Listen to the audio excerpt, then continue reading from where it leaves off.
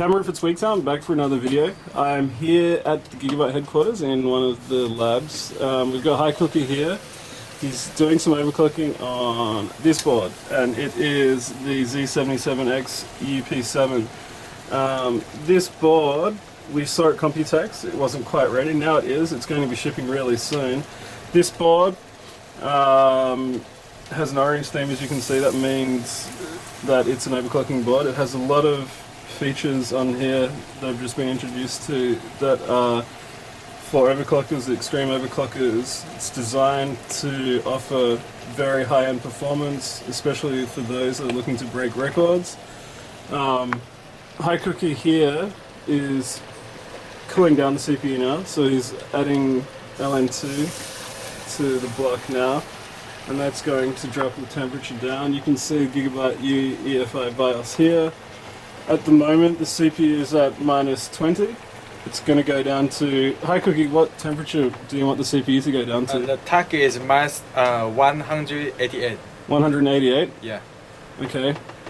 And well, I mean, while you're cooling down the CPU, can you tell us about some of the overclocking features of this board? What makes it a good overclocking motherboard? Okay, the first is CPU power, because we use the IR, A-phase, the digital PWM, and also drive the 6M MOSFET. So the totally we have a 32 phase on this UP7, and in theory it can deliver near to 2000 amps. So if you times 2 volt, they will give you near to 4000 watts. Yeah. Okay, and I noticed this slot here is black. Yes. Does this slot do something special? Sure, yeah. Because this black slot, the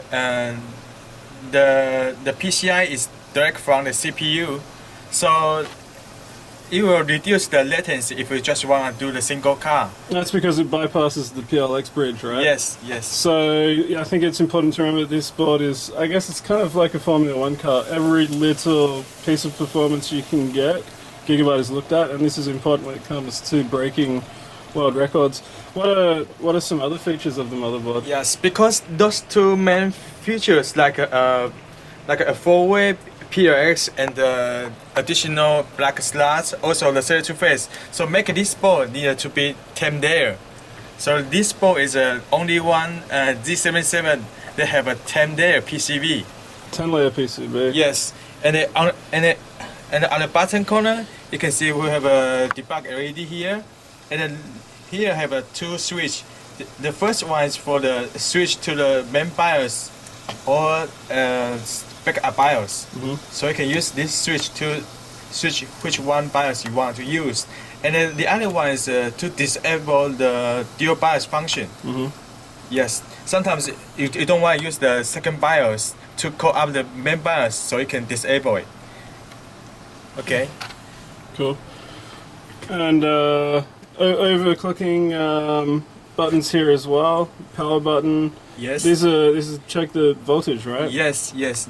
We have a module for checking the voltage, and here we have a OC touch, and we can real time change the multiplier even in the OS and the BIOS. And those 3 buttons to adjust the bit clock, so you can push the buttons to get up the bit clock frequency. And also gear, they have a gear function is make you to switch the 1 megahertz or 0.1 megahertz. Okay. Yes. And what memory speeds have you been able to achieve on this board?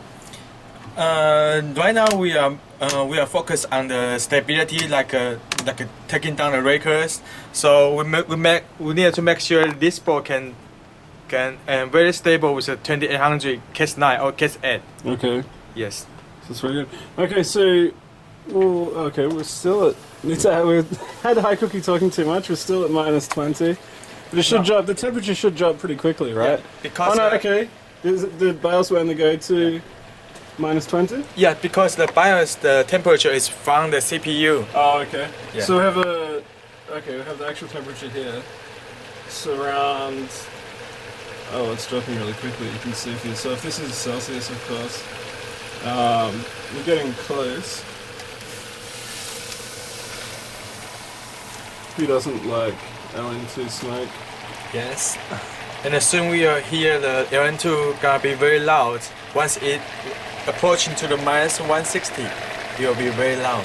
Yeah, I think you guys have got to hear it on camera now. Let me move back so I think you can put more in there.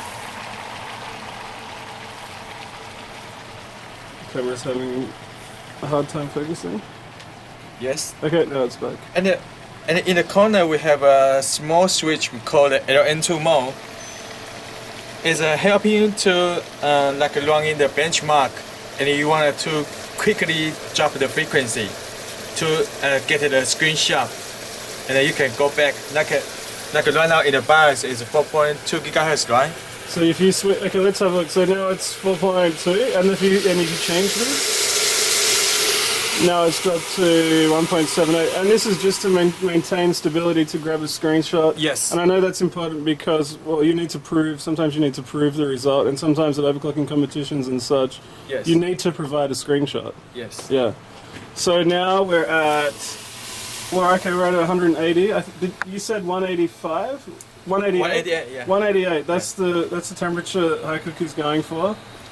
Obviously, he's done some pre-testing before. Adding some more LN2 here. Yes. And now I need to rise a little bit more beat clock. Okay. Give it to the 110. Then I go to the OS to rise the CPU So frequency. fine tune. So you said Yeah. it's the big clock to 110 in the BIOS, and now you'll do the rest of the overclocking in Yes. Windows. Yes. Okay. So Haikuku, what's happening now? We've got into Windows. What are you trying to do now? Yes. Right now target is for the 7.1 gigahertz, and now the CPU temperature is reached to the minus 188 degree. Mm-hmm. You can see here. Yeah. And before I reach the 7.1, I switched to the LN2 mode to enable because I don't want to generate too much heat before I get to the 7.1. Mm. So right now you're just sort of focusing on the overclocking. Yes. No, if you hit 7.1 gigahertz, that would be a world record, right? Yes. Yeah. Yes. The previous one's 7090. Okay. Okay. So it's very easy. I just open the CPU here. Mm-hmm. Then I'm gonna quickly switch the LN2 mode. Okay, so at the moment we're at 1.8 gigahertz. Okay. Okay, so just very briefly, we saw that we hit 7.1 gigahertz on the upcoming GIGABYTE Z77X EP7. Hope you've enjoyed this video and come back again soon for more video content from Tweaktown.